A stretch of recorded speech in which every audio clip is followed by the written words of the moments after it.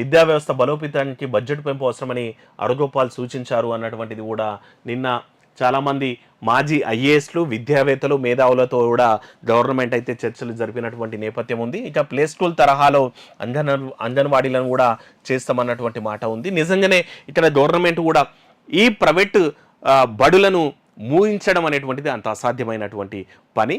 So government విద్యా వ్యవస్థ పకడ్బందీగా అయితే మనం చూస్తున్నాం, గత ప్రభుత్వం కూడా కొన్ని మంచి పనుల్లో గురుకులాలు అయితే పెట్టింది. స్టార్టింగ్లో ఆర్ఎస్ ప్రవీణ్ కుమార్ దాని గురుకులాల సెక్రటరీ ఉన్నప్పుడైతే ఆ గురుకులాలకైతే మస్తు డిమాండ్ ఉండే.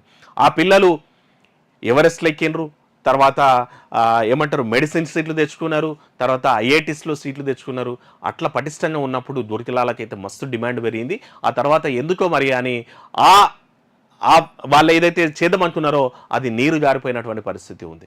గవర్నమెంట్ వ్యవస్థలు మంచిగా అయితే, ఎందుకంటే ఈరోజు ఐఐటీలన్నీ కూడా గవర్నమెంటే, ఉస్మానియా క్యాంపస్ గవర్నమెంటే, జేఎన్టీయూ క్యాంపస్ గవర్నమెంటే.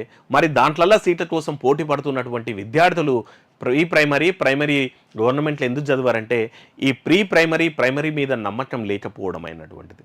ఇంకోటి ఈ గవర్నమెంట్కి ఈ సందర్భంగా సూచిస్తున్నటువంటి ఒక మాట ఏంటంటే, దీంట్లోకి ఏదైతే ఈ స్కూల్కి సంబంధించినటువంటి కమిటీస్ ఉంటాయి కదా, ఈ స్కూల్ సంబంధించినటువంటి కమిటీల్లో కేవలం పేరెంట్స్ను మాత్రమే కాకుండా, ఎందుకంటే ఇప్పటి వరకు ఉన్నటువంటి పరిస్థితుల్లో ఈ గవర్నమెంట్ స్కూల్లో చదివే పిల్లలు ఎవరంటే పరిస్థితులు బాగలేక ఈరోజు కూలీ నాలేజ్ చేసుకునే వాళ్ళు కూడా తమ పిల్లల్ని ప్రైవేట్ స్కూళ్ళకు పంపిస్తున్నారు.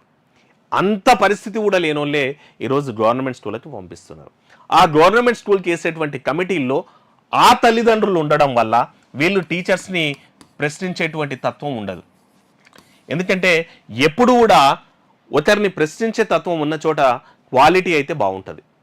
ఆ పాపం ఆ కూలీనాలి చేసుకొని అట్లీస్ట్ పిల్లల ఫీజులు కట్టలేని సిచ్యువేషన్లు ఉన్నోళ్ళే ఈరోజు గవర్నమెంట్ స్కూల్కి పంపిస్తున్నారు. కొంచెం ఆర్థిక పరిస్థితి మెరుగ్గా ఉంటే ఎవరు కూడా గవర్నమెంట్ స్కూళ్ళల్లో విద్యార్థుల్ని అంటే ప్రీ ప్రైమరీ ఈ 10th క్లాస్ వరకు అయితే ఏ తల్లిదండ్రి కూడా గవర్నమెంట్ స్కూల్కి పంపాలని అయితే అనుకుంటలేరు. ఇంకా మా పరిస్థితి బాగాలేదు, ఇంకా మేమేం తప్పని పరిస్థితుల్లో చదువుతారు, ఇంకేనోతోటి అయితే చదవాల్సిందే అన్న దగ్గర మాత్రమే పిల్లల్ని గవర్నమెంట్ బళ్ళకి పంపిస్తున్నారు. అక్కడ అట్లాంటి పరిస్థితి ఉన్నటువంటి తల్లిదండ్రులను ఆ కమిటీలో చోటు కల్పించడం వల్ల వాళ్ళకే బేసిక్గా ఐడియా ఉండదు. వాళ్ళు ఆ టీచర్ కమిటీలలో లేదంటే పేరెంట్ కమిటీలలో ఉండి ఆ స్కూల్ కమిటీల్లో ఉంటే వాళ్ళు ఏం ప్రశ్నిస్తారు? టీచర్లు ఎప్పుడు వస్తున్నారో చూస్తారా? టీచర్లు ఏం చెప్తున్నారో వింటారా? ఎట్ ద సేమ్ టైం ఆ గ్రామాలకు సంబంధించినటువంటి మేధావులకు కూడా రాజకీయంగా కాకుండా ఆ గ్రామాల్లో ఉండేటువంటి మేధావులను ఆ కమిటీల్లో బాధ్యత తీసుకునే విధంగా గవర్నమెంట్లే ఎంకరేజ్ చేయాలి. అవి పార్టీలు దాన్ని ఎప్పుడు కూడా రాజకీయం కాకుండా, రాజకీయం లేకుండా ఆ స్కూళ్ళు డెవలప్ కావాలంటే ఆ స్కూళ్ళల్లో అసలు రాజకీయ వ్యవస్థని తీసుకురాకుండా ఆ ఊళ్ళల్లో ఉండేటువంటి ఇక్కడ మనం చూస్తున్నాం, ఇక్కడ మాజీ ఐఏఎస్లు మేధావులందరూ కూడా రాజకీయాలకు అతీతంగా ఉన్నటువంటి నేపథ్యంలో వాళ్ళందరూ కూడా చర్చలకు పోయినట్టే గ్రామాలలో కూడా అట్లాంటి కమిటీలు వేయాలా మేధావులతోటి ఆ ఊర్లలో చదువుకున్న వాళ్ళు. ఎందుకంటే ప్రతి ఊళ్ళో ఈరోజు చూస్తున్నాం మనం డిగ్రీ మినిమం డిగ్రీ ఉన్నోళ్ళు ప్రతి ఇంట్లో 2 ఉన్నారు. ఇక పీజీలు ఉన్న వాళ్ళు కూడా ఊరిక 100 మంది 200 మంది ఉన్నారు.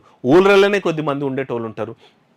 అవసరమైతే ఆ ఊరికి సంబంధించినటువంటి గవర్నమెంట్ ఆఫీసర్లను కూడా అందులో ఇంప్లీట్ చేసి అట్లా విద్యా కమిటీలను బలోపేతం చేస్తే ప్రశ్న అనేటువంటిది ఉత్పన్నం అవుతుంటే మీరేం చేస్తున్నారు, ఏం చెప్తున్నారు, ఎట్లా చెప్తున్నారు అనేటువంటిది పోతే ఎప్పుడు వస్తున్నారు అనేటువంటిది ఉంటే ఆ మానిటరింగ్ వ్యవస్థ ఉంటే కంపల్సరీ టీచర్లు అనేటోళ్ళు మంచిగా పనిచేసేటువంటి అవకాశం ఉంటుంది. ఆ గవర్నమెంట్ విద్యా వ్యవస్థ అనేటువంటిది కూడా బాగుపడేటువంటి అవకాశం ఉంటుంది. ఇంకో రెండో అంశం